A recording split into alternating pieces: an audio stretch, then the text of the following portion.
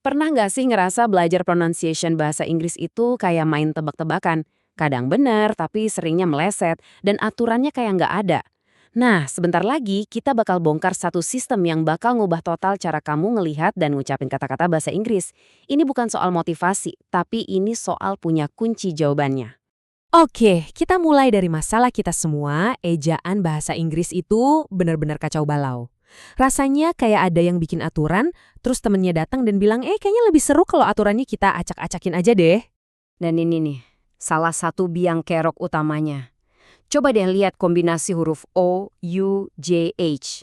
4 huruf yang sama persis, tapi cara bacanya bisa ganti-ganti seenak jidat. Gimana ceritanya coba? Ini buktinya. Through dibacanya throw. Though jadi thoh. Rough malah dibaca rough. Gila kan? 3 kata, satu gabungan huruf, tapi 3 bunyi yang beda total.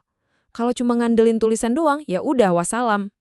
Tapi tenang-tenang, di tengah kekacauan ini ada satu sistem yang super logis dan konsisten. Inilah senjata rahasia kita, simbol fonetik. Nama kerennya International Phonetic Alphabet atau IPA. Anggap aja ini kayak peta harta karun buat nemuin pengucapan yang benar. Jadi, apa itu IPA? Gampangnya gini, lupain huruf, kita fokus ke bunyi.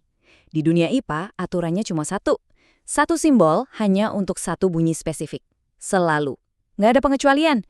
Jadi simbol K, ya bunyinya bakal selalu ke.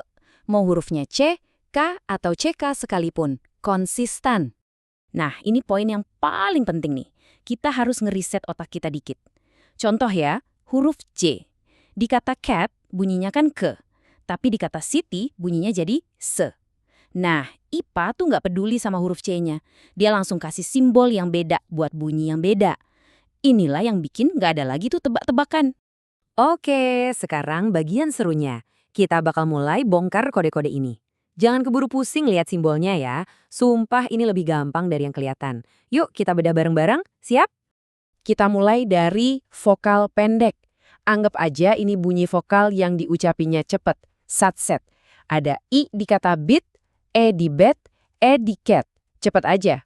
Oh, dan ada satu simbol spesial di paling bawah, E. Nah ini punya cerita sendiri. Ini dia nih, si E atau schwa. Ini bunyi vokal paling umum dan paling santai di bahasa Inggris. Bunyinya tuh kayak E di kata sore. Sumber kami bilang ini bunyinya orang yang males tapi efisien. Kenapa? Soalnya dia muncul di semua suku kata yang nggak dapat penekanan. Santai banget bunyinya. Sekarang, vokal panjang. Coba perhatiin deh, ada tanda titik 2 kan di belakang simbolnya. Nah, itu kuncinya. Artinya, bunyinya harus ditahan, lebih lama dikit. Jadi bukan cuma I, tapi I. Kayak di kata si. Coba deh kasih jeda, nikmatin bunyinya. Jangan buru-buru.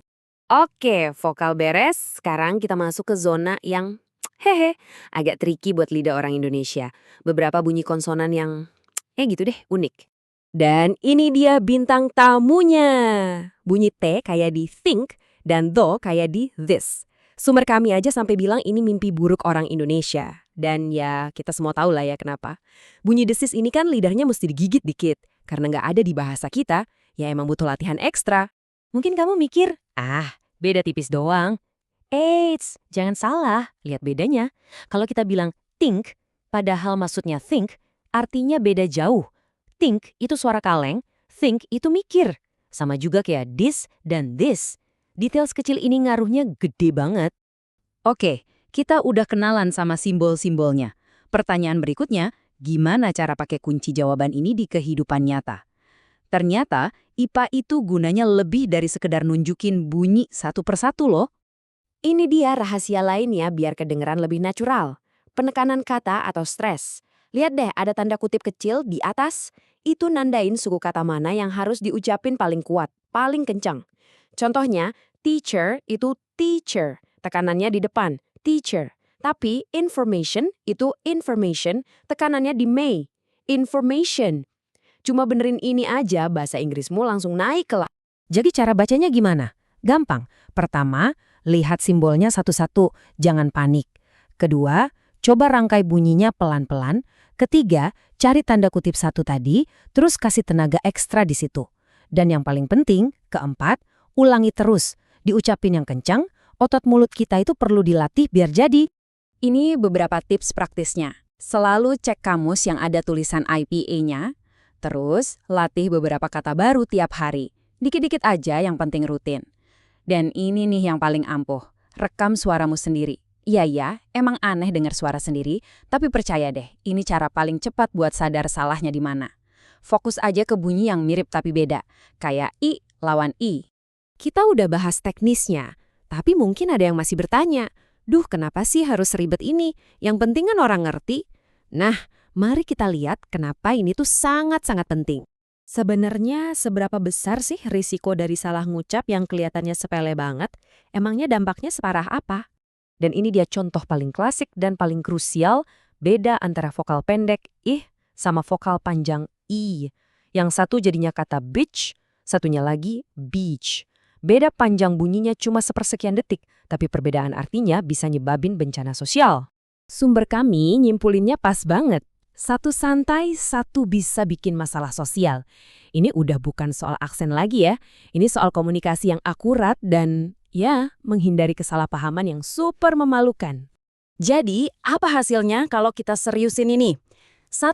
Pengucapan kamu bakal ningkat drastis.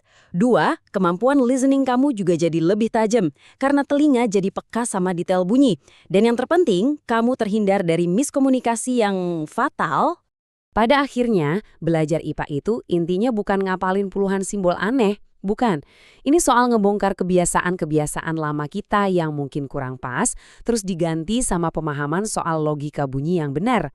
Musuh terbesarnya tuh bukan simbolnya, tapi kebiasaan kita sendiri. Kita tutup dengan kutipan pamungkas ini.